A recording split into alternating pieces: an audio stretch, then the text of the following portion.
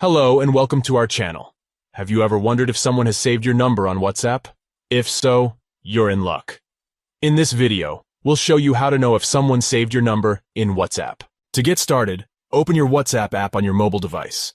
Next, tap on the three dots located in the top right corner of the screen to open up the WhatsApp menu. From the menu, tap on New Broadcast to create a new broadcast message. Add at least one person who you know has saved your number in their contacts. This can be a friend, family member, or colleague. Then add the person that you want to know whether they added your number or not.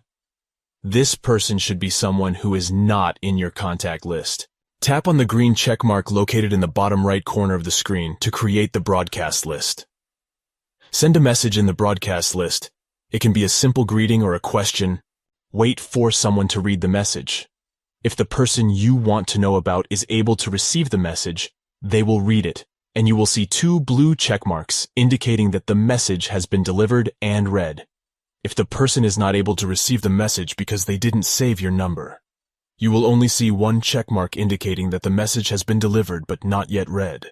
And there you have it. By following these simple steps, you can know if someone saved your number in WhatsApp.